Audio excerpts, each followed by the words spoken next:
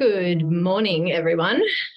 So this morning I'm going to do, we're going to go over calories. So where are you? You guys wanted to know how to know how many calories to eat. So that's what we are going to go over. So I'm going to share my screen. Give me a second.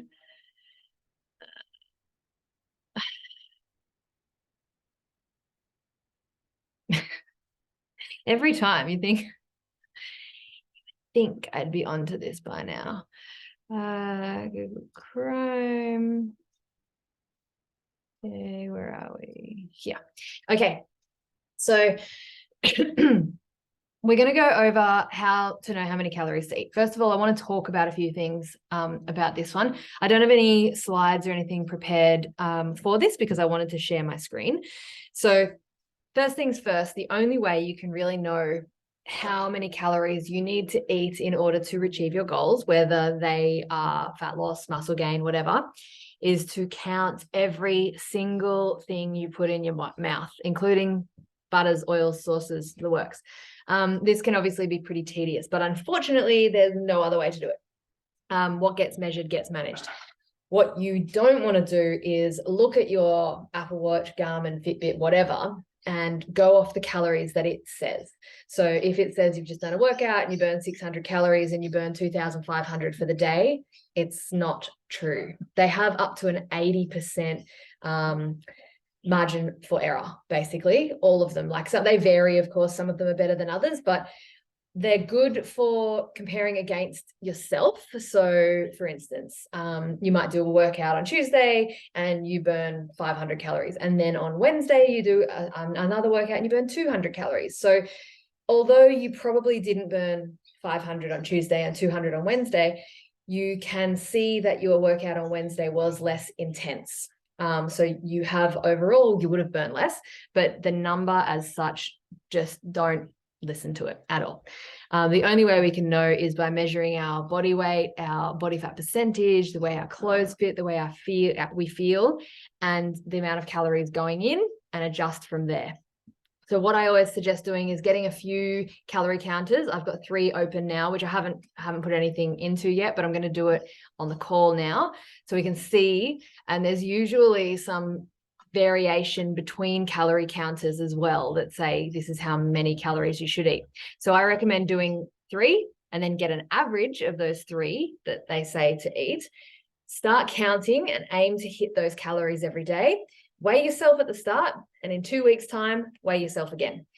If you have lost weight, great, that number's working for you. If you feel it's sustainable and you're not starving, then you can carry on with that deficit for a little while longer. If you've gained weight, it's obviously not a deficit, it's a surplus. So we need to adjust and bring the calories down a bit, or make sure that you're actually tracking correctly, because a lot of the time, when tracking, I know I don't measure oil or anything, but you need to, unfortunately. It does make things very tedious for a little while. And then if you have stayed the same, it means that you're at maintenance calories, meaning you are eating the exact amount of calories as you're burning overall. And it's always worked out on an average basis, right? Like some days it's up and some days it's down. So that's why we do it over 2 weeks, and then we adjust from there. Having said that, I'd like to also point out that it takes a calorie deficit of 3,500 calories to lose half a kilo of body weight. So that's a 500 calorie deficit every day of the week for 7 days, just to lose half a kilo of body fat. So keep that in mind. That's a pretty big deficit.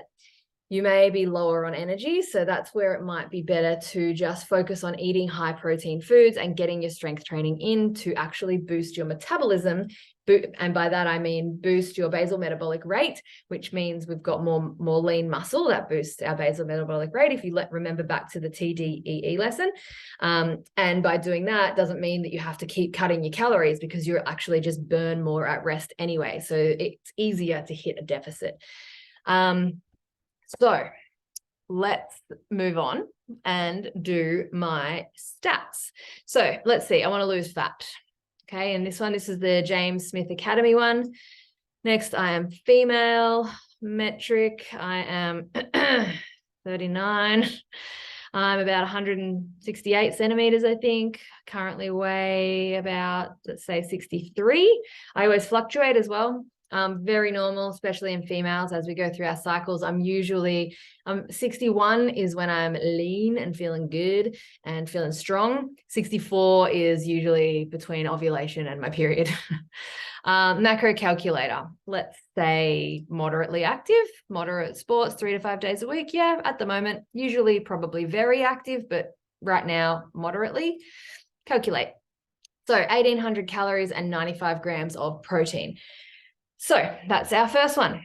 Let's go to precision nutrition. Get started. This is for me. I am 39. Oh, I wish, jellyfish. 39.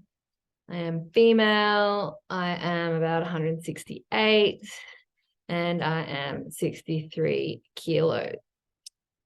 63 kilos. I want to lose weight. So I'm going to put all of the same data in as I did in the last one, because that's how we make comparisons, right? How much do I want to weigh? Let's say I want to weigh 61. By when? Let's give it 3 weeks. I eat anything.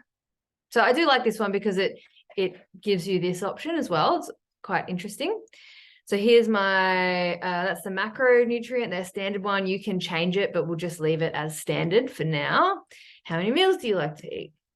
3, sometimes 2, sometimes 5. How active you are each day? Moderate. What describes your weekly workouts? Let's say moderate. Usually probably very intense, but we'll go moderate. Here we go. It's going to make me download it. Oh, well, I don't recommend precision nutrition. Let's go on to Noom. Lose 1 to 10 kilos for good. Which sex best describes me? Female. What gender? Woman. No. 30s just. 168. Wait. Kilos. 63. 61. Yep, got it. Oh, I don't, but let's say, no, I don't have an event. Best describes you. I eat well. Let's see. Okay. I don't think I like this one either. It's too long. So let's try another one. Calorie calculator. Should we go calorie counter? This is really being longer than I thought it would. Moderate, calculate. Oh, age. There we go. So 2,050 to maintain your weight. So see, it's taken off 500 here for me to lose half a kilo per week. So this one's not bad because it sort of lays it out for you. So that's probably sitting at about the same as the James Smith one, 1,800, because he's giving us a realistic and achievable goal to set. Honestly, for me, 500 calories a day deficit is not enough. It's not enough for me to have the energy I need to put into the workouts that I want to do to get the results that I need to achieve. If fat loss was my only goal and I wasn't doing anything other than maybe walking, then maybe a 500 calorie deficit would be okay. But for me and the amount of energy that I need each day, it's just not. If I'm in a deficit, it's a very small one. So I'll link these two. Let's see if we can find another one. I didn't like that one either, did I? This is actually good. The last time I did this, they were significantly different from one another. Ideal nutrition. Let's try this one.